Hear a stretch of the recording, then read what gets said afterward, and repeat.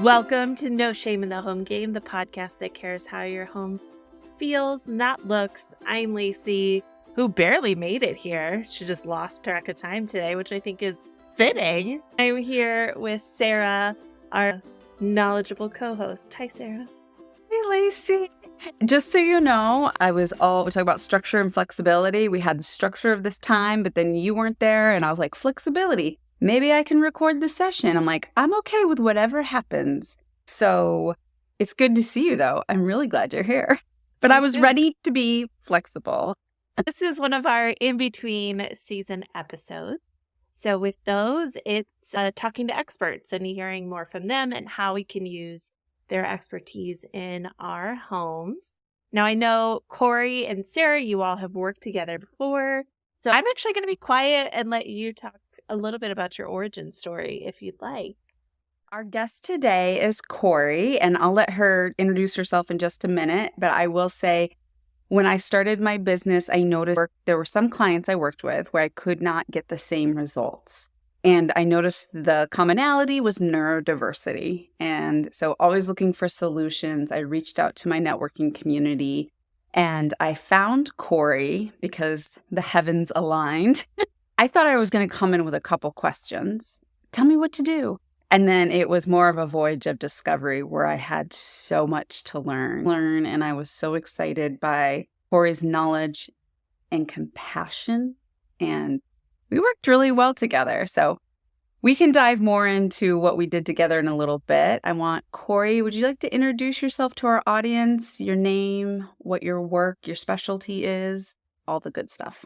Yes, thank you, Sara. The heavens did align. And I learned so much from Sara that I still utilize every single day in my house. My name is Corie Wightlin. I am an executive functioning coach. So what that means is I help folks who are usually neurodiverse, like Sara said, so ADHD, autism spectrum, anxiety.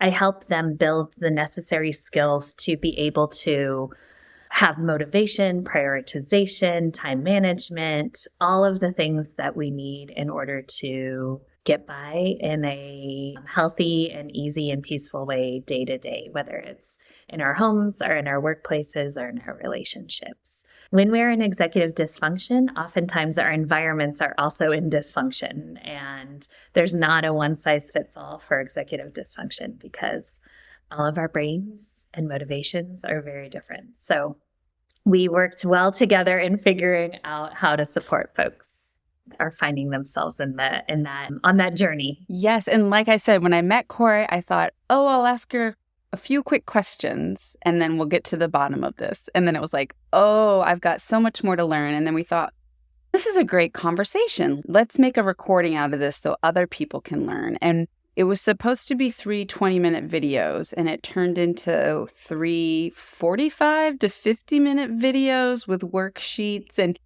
because the more we talked about it, the more there was to talk about. There's so many different ways to look at it, approach it, so much understanding.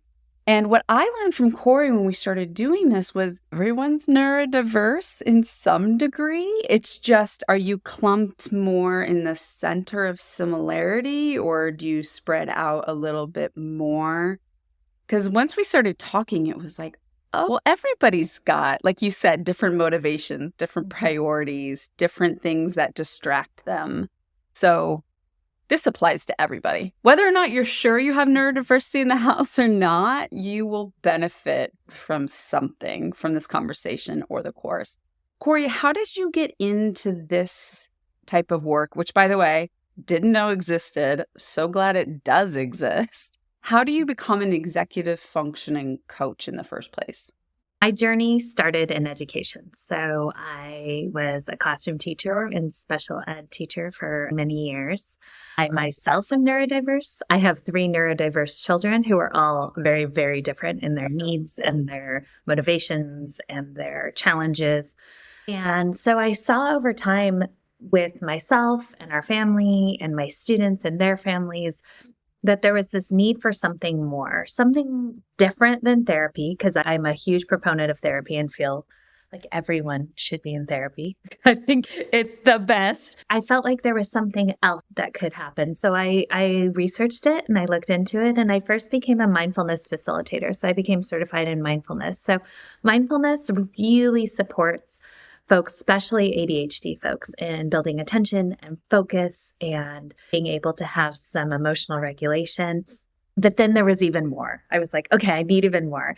So I became a certified ADHD life coach, executive functioning coach, and just started to build from there. So I feel like I have a unique kind of view because I myself live it, my kids live it. I have the education piece as well as the mindfulness piece. So I marry all of them. So I'm definitely, like I said before, there's no one size fits all with me. There's no magic wand. I try to figure out what my clients need individually and work with them to build their own toolbox. So none of my clients have ever had the same toolbox. They all leave me with different sets of strategies and routines and systems that work for them.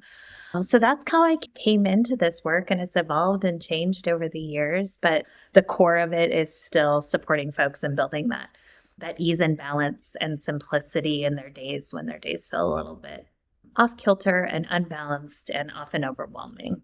Yeah. I mean, first of all, it's such beautiful work. Again, everyone should probably be in therapy, and everyone should probably have some sort of executive functioning coach.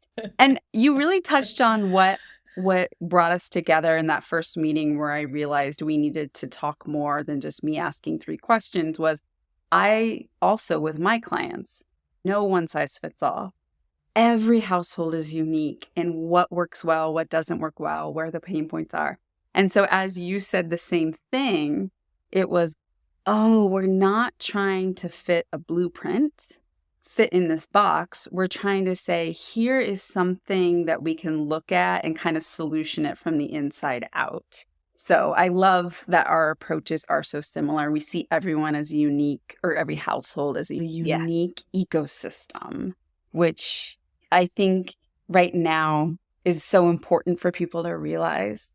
Your house isn't going to function like your neighbor's house, especially when you have neurodiversity in the mix, whether you have it diagnosed or undiagnosed. And Lacey's eyeballs just got really big, and she's shaking her head because Lacey has shared she has neurodiversity present in her household. Lacey, do you want to touch on that real quickly? Yeah, so it's really interesting because I think you don't realize how it affects so many different things. And this is something I'm learning because my husband has ADHD and anxiety. And it's really interesting how our 2 neurodiversities really butt up against each other in a lot of ways. Where we're similar, it makes things harder. It's beautiful in that way. But it's just, he and I have been together for 13 years now, living together for 11 of those 13 years. I don't know. So you'd think we'd have it down by now, but no. And then when you add children, who I don't think either one of my children are neurodiverse, I just think they're children. I have a 2 and a 4-year-old. So like my son's naked like 20 minutes in the morning because he keeps just getting distracted by his Legos and things around him. It's interesting to think about our household in a different way to accommodate all of those different needs. And we're building our household from the ground up, essentially, at this point, because we just moved and there's more space, but that also means there's more to take care of. And there's just so much. And so we're still figuring it out. And it's a little, what's the word that I want to use right now? Tender. A little tender right now, because I think last night I looked at my husband at one point and I was like, so are you going to unpack a box? Not great, because he doesn't have the motivation, right? And so I do try to come from that place of understanding. And I also am on my own journey of trying to figure out my own motivation. I've used shame a lot to get myself to do things, and I'm now in a place of trying to not do that. This all touches on the same thing, which is if we go back to no shame in the home game, we all have a home that we live in. If you live with other people, no 2 people are the same. Thinking of the home CEO mentality, really taking into account, like you said, your own motivations, which may or may not be healthy. Did I need to put up wallpaper, 1 roll of wallpaper today? No, I didn't, but I did because I just wanted to see what it looked like on the wall. I just needed to see. There's no wrong. Do what works for you. And then again, bringing in Corie's specialty of, okay, if there is some kind of challenge, instead of banging your head against the wall going, why isn't it as simple as me saying what needs to be done? It's like, okay, let's, like Corie's original training of mindfulness. Let's just be aware of what's going on. Yep. And let's just all take a deep breath. And I love that, Corie, you mentioned you are also neurodiverse. Your family's also neurodiverse. And I just thought of that commercial from the 90s of Hair Club for Men. I'm not just the president. I'm a member too. Do appreciate that, Corie. You can really see this from all angles.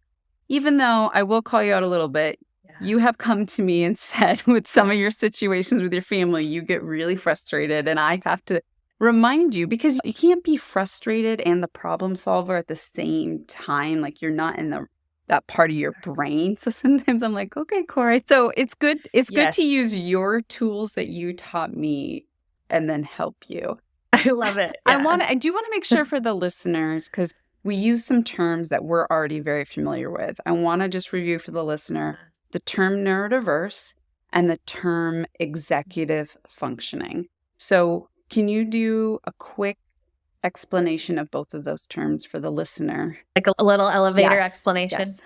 Okay, so neurodiversity means that our brains process information in a different way than a neurotypical person. So there might be a different way we process. There might be a different way that chemicals are dispersed or metabolized in our bodies.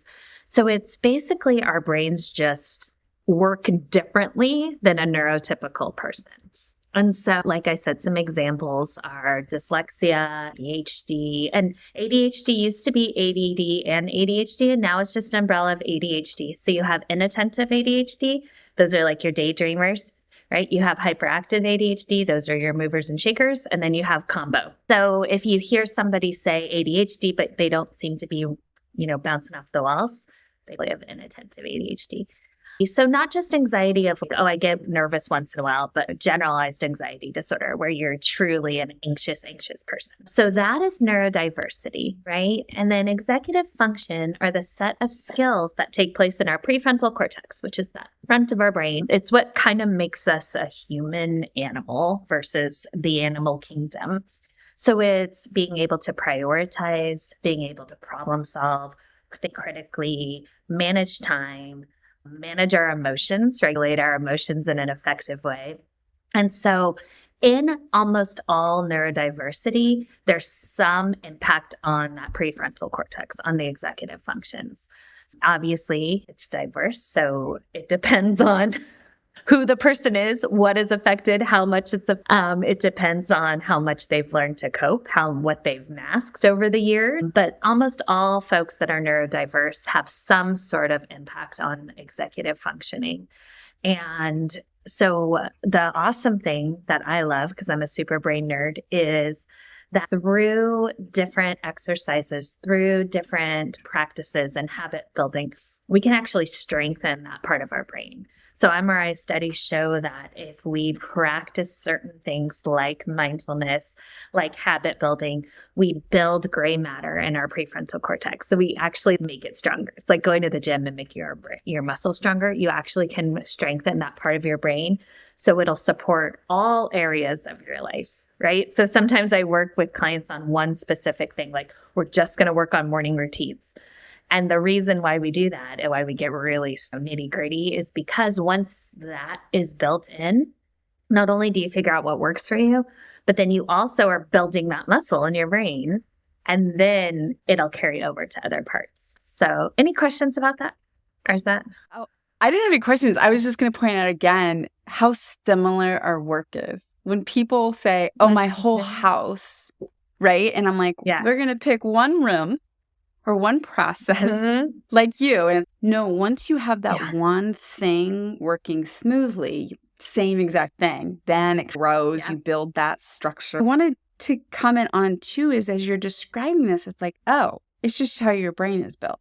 So often our emotions want to shame us or shame somebody else, or why can't you just do this? Or why are you seem so lazy?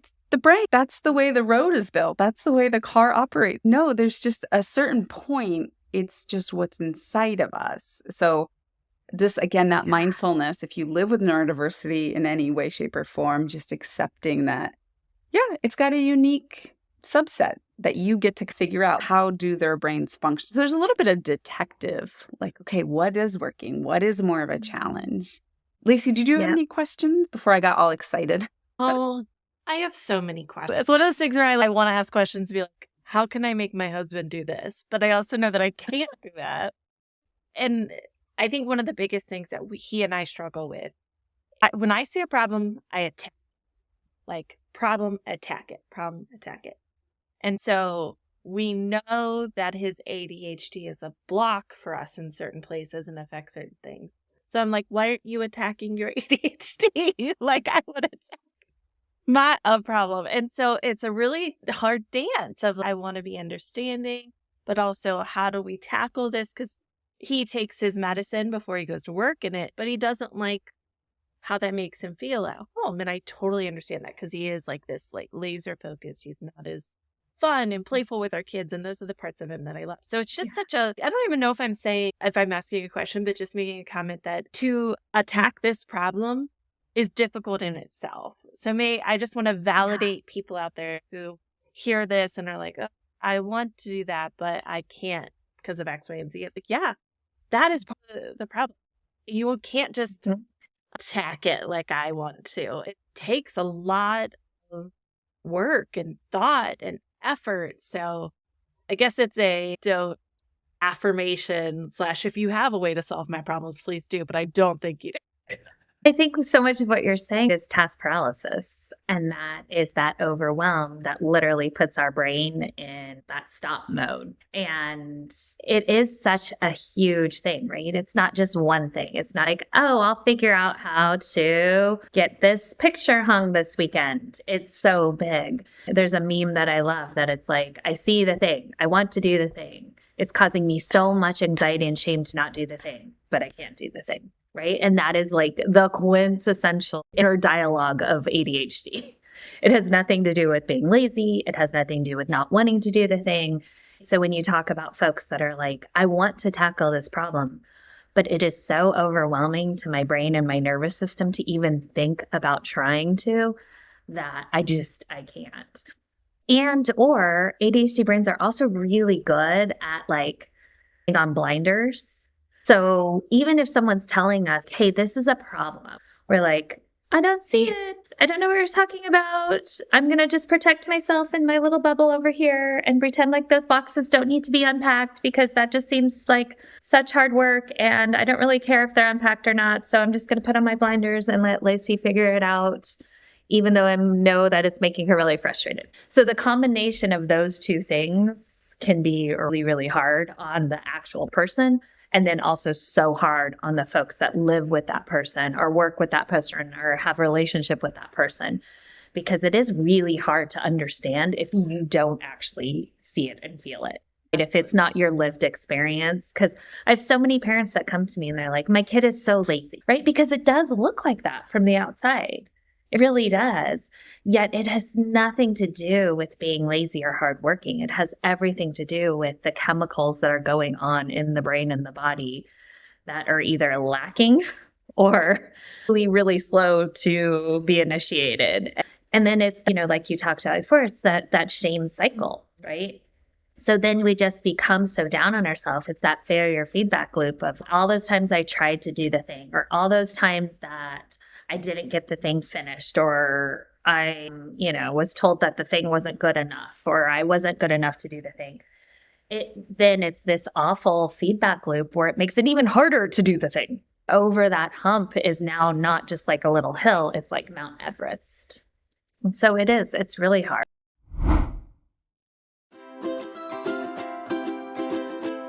Home Harmony is an online course for those with neurodiversity or living with someone who is neurodiverse, looking to find solutions to make your home run smoother. This 3-part course with executive functioning coach Corie Wightlin combines my knowledge of home management and her understanding of neurodiversity. We not only show you a how-to approach, you get to watch along as we apply the steps to Corie's own home. There are solutions for harmony in your home. Sign up today at joyfulsupportmovement.com to learn how.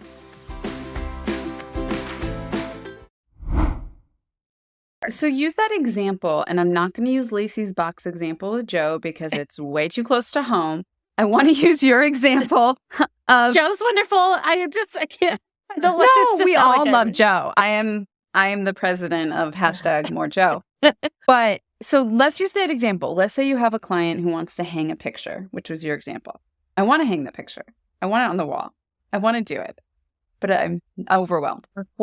How do you break that down with a client? How do you make that hanging the picture happen? So first we have to start with, why have you not hung the picture?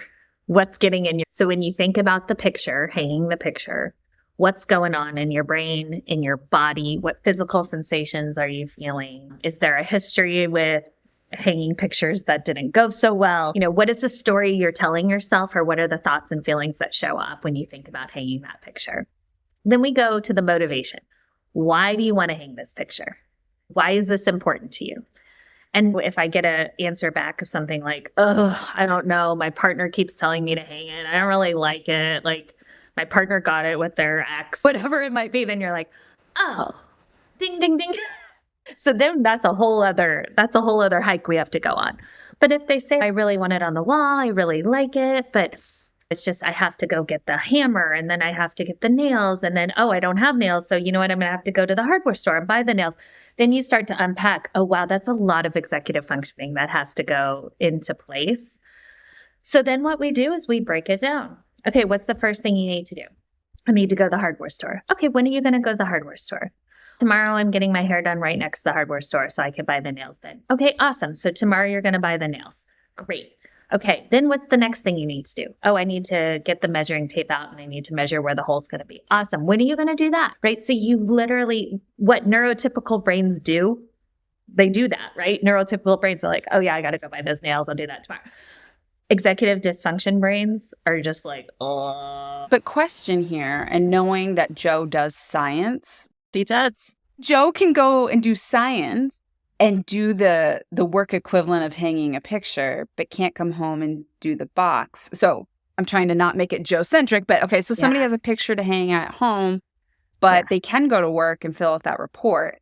What's the difference between that work and that home task? Oh, girl, you are talking my language, because that is my husband, who is an engineer. And I say all the time, how the heck are you successful at your job? Like, you cannot figure out how to go grocery shopping. How are you successful at your job? And he is. And here is why. Different motivations, different interests. I'm sure Joe likes science. He probably gets a kick out of science. He was probably the kid that loved to do Legos and loved to do science projects. And science class was probably cool with him. But then when he had to go to English class, he was probably like, I'm good. I don't really need to write this paper. So it's different motivations, different interests. So that's the other thing that is really crazy about ADHD brains. When we are excited about something, our brain can laser focus. We can get that done. We can focus on it for hours. Even yesterday, I had a new client and the mom was saying, yeah, when she was little, we didn't think she had ADHD because she could do Legos for like 7 hours straight.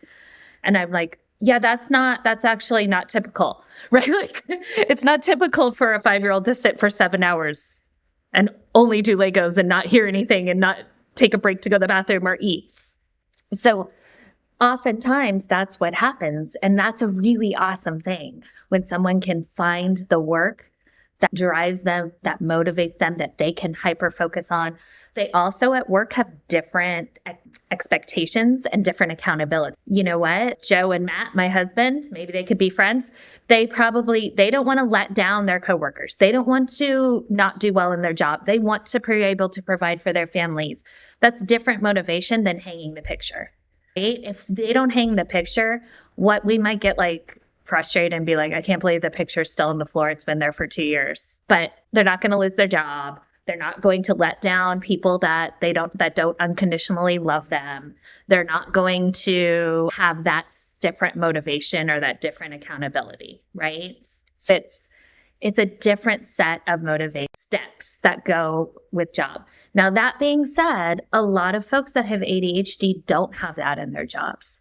So they have this same struggle. I have a lot of adult clients who say, I go to work, I spend half an hour trying to do my job, and the other 7.5 hours playing on the internet because they don't have that.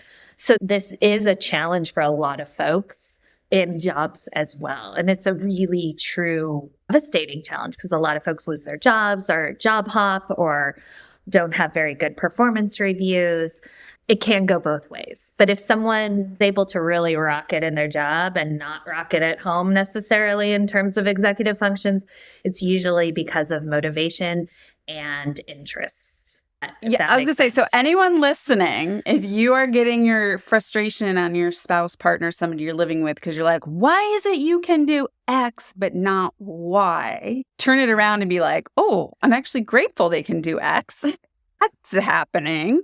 And then understand there's everything Corie just said as to why X is happening and not Y. And that's what's hard is in a home, you're like getting emotionally feelings, right? They're not helping me. They're not doing this. They're not holding up their end of the bargain. And it becomes like, to know, oh, they're not consciously deciding not to do that. It's like their brain just isn't wired to do it that way. And again, like so many similarities with my work when you going back to the executive functioning. Even whenever I have clients who aren't neurodiverse and they're stuck, and it really is me seeing all those steps and going, oh, and I do the same thing. No, we're going to start with this. Like you said, going to get the nails. And I lay out the steps. And these people, again, they're not neurodiverse, but they feel overwhelmed until I give them the 10 steps to get to the end result. So again, love those similarities. And then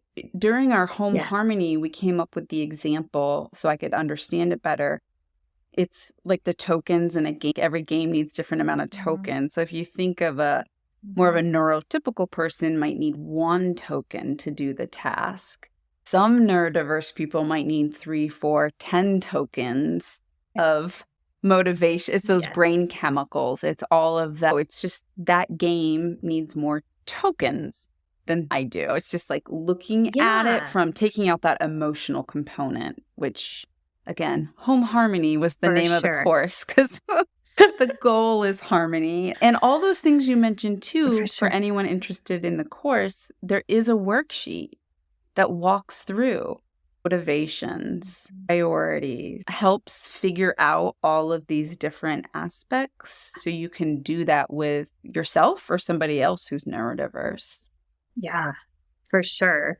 And that just this morning we had that where my 6th grader is really excited about making their Halloween costume. Like it's all they can think about. It's all they can talk about. It's all they want to do. And they're very creative and they're making this really cool costume. So my husband said, okay, as soon as you finish putting away your breakfast food, then you can work on your costume before school. My kiddo left. My husband came in and was like, one thing was put away, right? There's still bread all over the counter. The peanut butter is still open, but the jelly was put away. It's so easy to be like, I can't believe why they didn't put it away and they worked on their costume instead. But really what is in that little mind, they're like, oh, I put something away. I'm done. It wasn't out of defiance. It wasn't out of not wanting to follow directions. It was really like, oh, I'm done. I did the thing. They told me to put something away. I did it. So in their mind, they're like, check, I'm good to go. So it's also that recognition of people are doing the best they can with the tools they have at the time. So when you're talking about that emotional component, right, that's always so helpful for me to remind myself when I get so frustrated, and I get so frustrated, is, you know what? Everyone in my house is doing the best they can with the tools they have at the time. And I can either choose being combative and that's the explosion that's going to happen that way, or I can choose connection and support. And so it is true too, because, when you were talking about they can do the thing, there's also like the examples of, okay, they can do the fantasy football for hours and hours and hours. So it's not just work. They can do, the other things for hours or something like that. Just an example. Yes. Just an example. Just like pulling that out of your hat as an example of like maybe somebody would do Dungeons and Dragons for hours yet not be able to put away the peanut butter. So it's also though about recognizing, okay, they can focus, right? So then how do we harness that and help them use that as a carrot, right? Help them use that, and not in a condescending way, but hey, partner, we really need to get X done. And I know you really want to do Y, right? So how do we want to do that today on this Saturday? How much time do you think X is going to take us to do? How much time do you want to spend on Y? Let's schedule that out. For instance, the picture hanging. How long do you think the picture hanging is going to take us? 10 minutes. Okay, awesome. Do you want to do that now or do you want to do it after lunch? Right? Because I know you really want to play some Dungeons and Dragons. So how do you want to do that? So honoring the need to get that dopamine and that serotonin that doesn't come so easily for neurodiverse folks, while also kind of saying this is what also needs to be done. Because sometimes the people that are in executive dysfunction do need those bumpers, right? It's like bowling bumpers. They do need someone to help them and support them putting up those bumpers. And it's not about control and it's not about shaming or judgment. It's, hey, let me help you because if we get this done, then this is going to actually be a lot more fun for you. You're not going to have that mental real estate or that guilt or that frustration hanging over you or hanging over me as someone you love as you get to do the other And thing. let's validate too for the listener who, like Lacey, might be the partner of somebody who's having these challenges. It's like what you just said, Corie, is brilliant and awesome. And that also takes energy from the individual. That's why your job is an executive functioning coach. Because to be the spouse and the executive functioning coach for your partner, like that's really tough. Yeah. So true. I tell parents that all the time. I'm like, let me be that. Like you're having to be their executive functioning. Let me be that right now so you can restore your relationship as a parent, not as a nagger, not as someone that's just constantly feeling like you're like the executive assistant, right? Like someone who you get to be the parent and let me be that person for a while. So I can help build that up and you get to reestablish your relationship as the parent. And that doesn't mean you're not going to have to, all parents, whether your kid's in executive dysfunction or not, have to do some of those things. But when your kiddo has ADHD or some other neurodiversity, it is a million times fold. Because also their little brains are still under construction, right? Like our brains, our prefrontal cortexes aren't fully developed till our late 20s. So if your kiddo is also, even neurotypical kiddos, executive functioning is subpar compared to adults. You add in the neurodiversity piece, oy vey, at least you still have littles. But research now shows that in adolescence, the executive functioning, the prefrontal cortex actually drops because the body is having to put so much energy towards other developments like in puberty. And so that is why teenagers and middle schoolers really do act like toddlers. Like their brain is literally like a toddler. That's why they don't have very good emotional regulation. They're impulsive. They need more sleep. Their critical thinking is off. I don't know where it is. As someone who lives with teenagers, I can tell you that is very true. So it's a lot of patience that comes with it. So if you can outsource some of that, or find the center of stillness for yourself so that all of the chaos can swirl around you.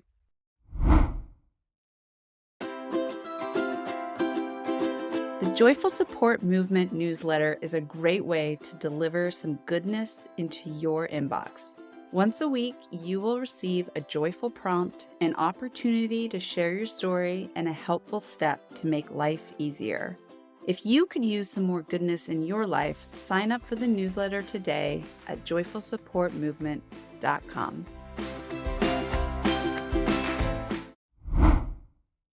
I was thinking back to Lacey's example with the box. I was just wondering as you were talking, Is it possible that unpacking the box seems overwhelming because they're in a new space and it's like, where does this go? I don't know. I got to figure like it's a literal Pandora's box of each item becomes another list of questions. I don't know. We don't have a place for this. Where was it in the old house? I mean, I'm wondering if opening that box to him feels as though it's unattainable to figure it all out.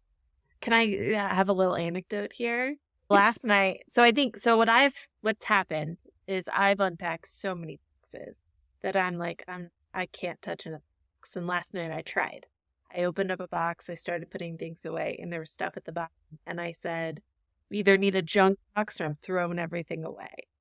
Which, if you want to give somebody motivation, tell them you're going to throw their stuff away. Because he came in and did that for me, Sarah. He was like, okay, we're going to put this here. We're going to put... It's so interesting how I think you're totally right. But in that moment, my executive functioning was like, heck no. And he came in and made all those decisions. I still throw everything away. He's like, you are not throwing away my stuff. My dopamine just spiked. All of a sudden, I have all this motivation. And that's what he was like. Because I think what I said was, this is just going to be a junk box. We'll figure stuff out later on. And he was like, I really don't want to do that. So I'll figure these things out.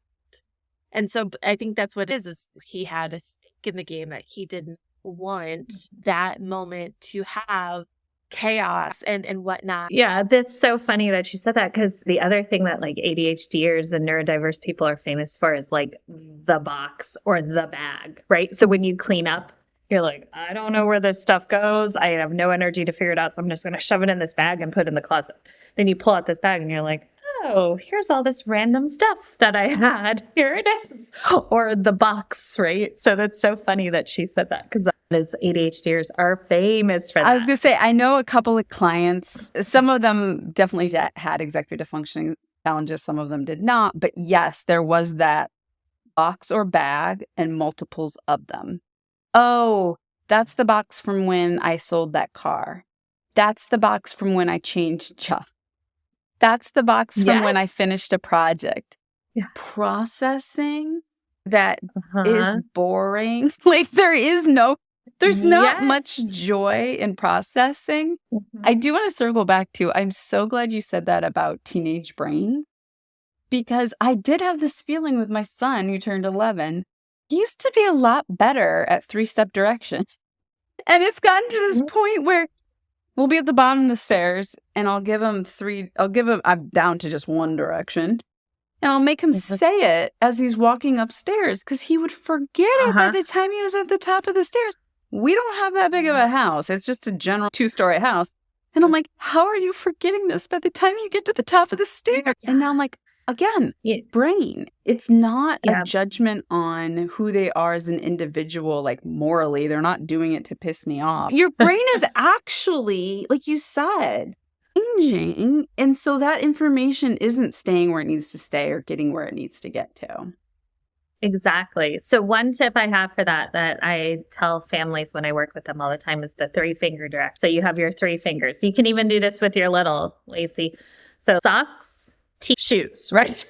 Just say, you need to brush your teeth. Socks, teeth, shoes. So what's this finger? Socks. What's this finger? Teeth. What's this finger? Shoes. Socks, teeth, shoes. So when they go up, they're like, socks, teeth. Oh, shoot. So it's having that kinesthetic. And that works really well for kids at school too, right? Because at home, we can have stickies all over their house or reminders. But at school, they're just constantly being bombarded with directions. And then also to make it like a song. Like my dad, who has severe ADHD, has his little wallet, keys, phone. Every time he leaves the house, wallet, keys, phone. What else would he need? Sunglasses? Can't remember. Glasses. Shoes? But he has like a little song. And even when he leaves, if we leave like a restaurant, we'll be like, do you have all your stuff? And he'll be like, wallet, keys. I think it is glasses. Wallet, keys, glasses, something. Wallet, keys, glasses. And he sings a little song. So that's how he remembers it every time. So if you have a little song, okay, when you go upstairs, what are you going to remember? Socks, shoes, teeth, brush them, socks, teeth, too. And when they get to be like middle school, they think it's lame, but they still will do it. As okay, whatever, mom. But it helps. It's about finding different ways as their brains are developing and changing to help them figure out what works for them. Is it kinesthetic? Is it a song, right? Is it just repeating over and over? Is it putting them in alphabetical order? Is it doing a little poem for it? Whatever it might be, and helping them figure it out. And that works, like I said, for toddlers all the way up to 73-year-old men like my dad. And now he's going to have to listen to this, and I'll tell him, guess what, Dad? We talked about your song. You're famous. Not really, but hey. Whatever tools or solutions you need. And I think what I hear from all of this is acknowledging what it is. Okay, this is what it is.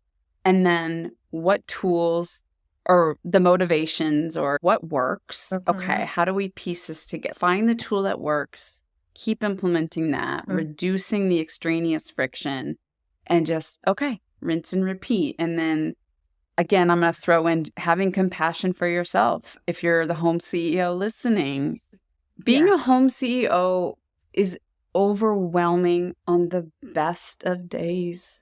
Everything's working. You still have appointments. You still have food to make. You still have laundry. You still have stuff to clean.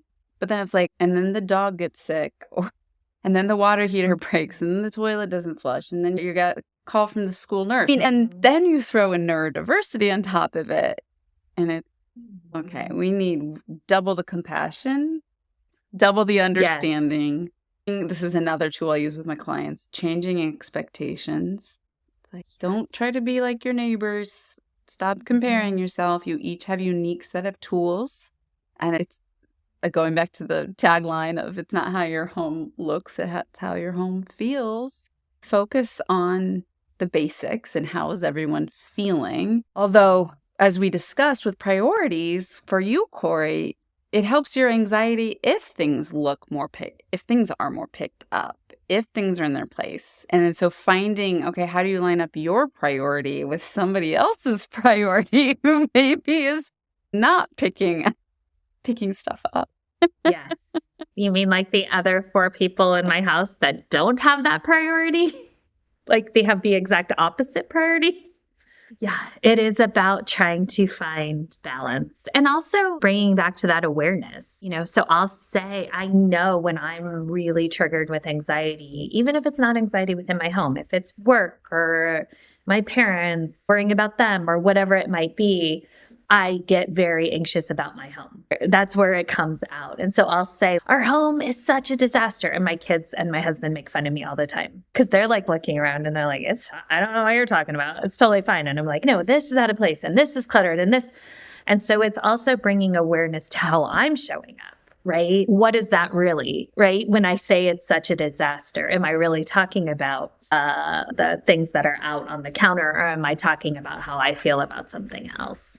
So that's also something that I work with clients about, is like, what is actually true and what is actually helpful, right? Because our thoughts are just thoughts. They're not facts.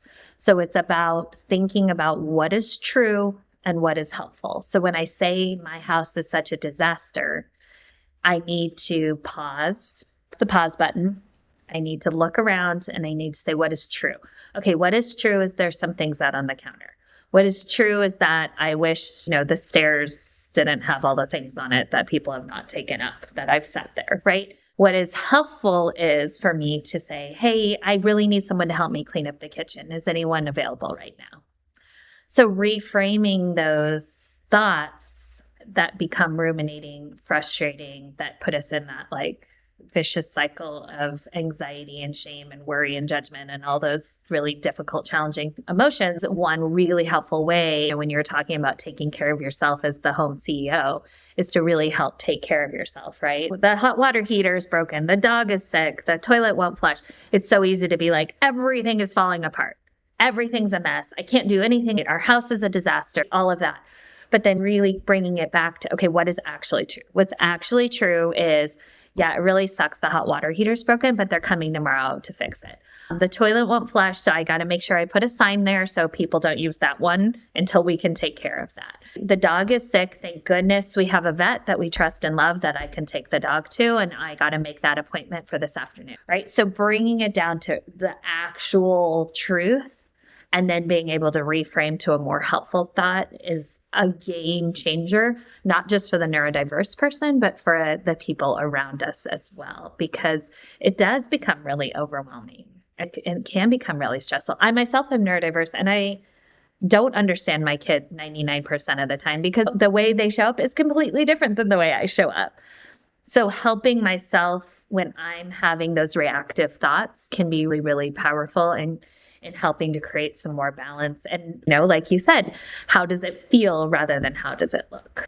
Anyone who's curious, during the home harmony, we used Corie's mudroom as a real example of what was a pain point, and then going through all the steps we talked about. And you actually get to watch her mudroom transform and see, okay, how can we make this work for everybody and find what you value, what the kids can't or capable of doing easily, and then reducing those friction points as much as possible, which was amazing to see that transformation. It's been over a year and it's still going strong. Sara is a wizard. Move over, Harry Potter. Sara's in town. But again, it was so cool because, like I said, you're an executive functioning coach. This is what you do. And then, but I, with outsider eyes, was able to look at it and just be like, step 1, step 2, step 3, step 4. And so sometimes it's just about realizing you need some outside support. Sometimes the solution is not inside the house. Sometimes it is outsourcing. So I'm wondering, on that note, I'm kind of wondering with Lacey in the box example, like what can we leave Lacey with as tools of support to move the box situation forward and find the coffee maker? Let's not even get started on the coffee. You don't know where your coffee maker is? I don't. It's a whole thing. That is the saddest thing I've heard all week. There's a silver lining. My cheap coffee maker, I have an expensive espresso because the pods are expensive, but I love them. They are. I know where the Nespresso is. So my husband and I agreed that this is worth, while we were finding the coffee maker, I can use the Nespresso. I love it. Lemons out of lemonade. Or lemonade out of lemons. Oh, how do you make lemons out of lemonade? I want to see that magic trick. Cappuccinos out of Nespresso. I don't know. I'm gotta just use the seeds, grow a new tree. I don't know. But maybe that's Joe's motivation because he does some of the financial stuff. Every box that is not unpacked might be the mystery coffee box. So I'm just going to keep using my Nespressos. And maybe that's it. I don't care about these boxes because I keep getting to use my Nespressos. Last night I did say, okay, we just need to get all the boxes in one place that I don't see. Things that we use and that we, with the exception of my coffee maker, have been put away. It's the books that we're going to get a bookcase. So I'm not going to unpack it just to not put it anywhere because we're going to get a bookcase eventually, but I'm not going to worry about that. Those kinds of things. And so I was like, maybe I just need to have a space that it's like, this is where boxes go. I will unpack them when they happen. But for right now, I just can't feel like I'm living in this constant state of transition. That makes my anxiety skyrocket. It's as much Joe's not unpacking a box as it is Lacey's anxiety with the boxes. Oh, it's actually 50-50. Yeah, butting heads. But it's like, could Joe move? Did he move the boxes for you? Not yet. I think it's a good idea for me to take them to him and he can decide. So then it's his choice. Yeah. And that will maybe give him a little bit more ownership and motivation. I also would recommend figuring out a timeline with Joe. Right. So this is what, coming with that I message. This is what I need right now to feel comfortable in our home, to feel settled. And I need it by Saturday or Sunday. When do you have time to help me with that? Should we do that tonight or tomorrow night? So ADHD brains need a deadline. Let's just get it done. That means the picture's on the floor for 5 years. So I would recommend definitely not just giving him the choice of, do you want to do this or that, but also it needs to be done by this time. When would you like to do it by that time? Because that's helpful for that deadline is a must. I will say we're big Christmas people and holidays. And so in order to decorate a house, you have to have it at a stasis, right? We throw more chaos at it. So maybe that's before we can decorate. We really need to get everything. Oh, when are you a decorator? Are you a Thanksgiving decorator, like right after Thanksgiving? Or are you mid-November? Mid-November. I like to ease into it. Okay. Because one of the things that I learned with my anxiety is I need to do things a little bit at a time. So breaking things down. So it's like, you know what? I'm going to hang these pictures today. It creeps in. But we'll start playing Christmas music and that kind of stuff after. So you can have that date of, okay, I want to start decorating November 15th, right? So we need to have this done by then. And then working backwards. Okay, so if we need to have that done by then, when do we need to have that bookcase? When do we need to, right? So it gives Joe this sense of, oh, I see when it needs to be done rather than it just needs to be done. Because an ADHD brain is like, cool, it gets done someday. Glad to know. So many good tools. Lacey, do you have any more questions for Corie? I know you have all the questions, right? I don't think so. I think one, I feel so validated because of something we talked about earlier is I literally said to Joe, I feel like it's my job to manage your ADHD and to hear that sometimes that's what he needs, but it's also okay for me to say, that's not my job here is really nice. And I think maybe we need to talk through where I can put bumpers in and for us both, because he'll get upset with me when I'm like over managing him. I think that that mindset, just talking through it really helped me with that part of this mindset. That's really one of my biggest takeaways. So I just wanted to share that. Yeah, it's about creating those boundaries, right? Boundaries for you, boundaries for him, and respecting those boundaries and then figuring out, okay, where do we meet in the middle? Well, Corie, I can't thank you enough for being awesome. You're awesome. Thank you. And I had such a joy when we created Home Harmony, and I use tools, like I said, in our Home Harmony course, whether or not you have neurodiversity in the house or not, like doing that course is helpful because when you live with other people, it's good to have an approach to work through these points of conflict. And for sure. I use some of the tools every day, and I know for me. And so I am just so thankful, like I said earlier, that the heavens aligned and that we met each other. It was so wonderful to chat with you guys today. This made my day. Thank you so much for having me. Thank you. Thanks for listening to No Shame in the Home Game. We hope you can take a little nugget of goodness to use in your own home. Remember to subscribe to the podcast in the player of your choice, like us on social media, rate and review, and share us with all of your friends, and maybe a couple of non-friends if you want. You can always visit joyfulsupportmovement.com to learn more about No Shame in the Home Game and other Joyful Support podcasts. While you're there, you can join the newsletter or sign up for the Joyful Support Village. Now go out there and spread some joy.